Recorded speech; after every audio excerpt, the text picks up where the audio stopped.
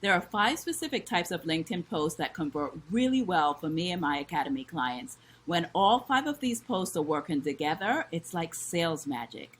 Pay attention because in the next few minutes, I'm going to help you to save yourself months of trial and error by showing what it really takes to create these high converting posts so you can convert more premium leads on LinkedIn. And if you don't already know me, I'm Deborrah Ashley, the LinkedIn Blackbelt.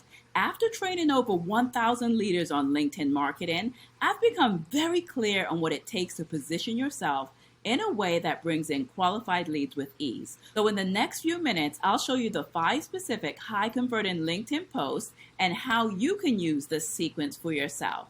So let's get started. So this sequence always starts with an educational post. Now, educational posts offer practical tips to help your audience to get to the next step. You're not only demonstrating your expertise, but you're also building trust with your audience and positioning yourself as a go-to industry authority. So here's an example, 5 tips to elevate your visibility on LinkedIn in 2023. As a matter of fact, this video is an educational piece of content. A case study is the next post in this sequence. It's what they call your receipts, and it gives a breakdown of the results that you have helped a client to get. So here's an example. Discover the 4-step process that I used to grow a struggling tech consultant firm by 100% in 6 months. Adding a time frame to your case studies emphasizes the efficiency and effectiveness of your solution, which makes it more appealing and relatable to your audience. Next, you have a polarizing post. Now, a polarizing post will help you to stand out from the crowd by challenging the status quo or any common misconceptions. So here's an example, the misconception about value in the coaching industry. I used to do these 5-day masterclasses and attempted to share as much LinkedIn information as possible in those 5 days. I thought I was given value. It made me feel valuable. They didn't do the work. So that's a misconception in the industry that you have to give a lot of value to be actually valuable to clients.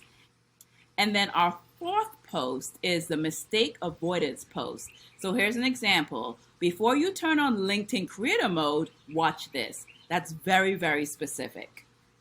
Now, our final post is an objection smasher, and that actually addresses and overcomes any objections that a person may have regarding your services or ideas that you have. So this video is created in response to so many experts who are challenged by creating content.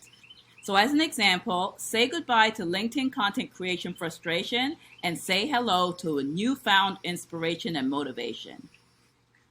So once again, we have the educational post, we have the case study, we have the polarizing post, we have the mistake avoidance post, and we have the objection smasher. Remember, these work best when used together as a sequence. The goal is to speak to the different aspects of your audience needs and preferences. And because you likely don't want to map out yet another content strategy, how about I give you the swipe files with the fill-in-the-blank formulas that I built for my Academy clients. Drop me a line below with the word swipe and I'll send it over to you. It will help make implementing this a lot easier.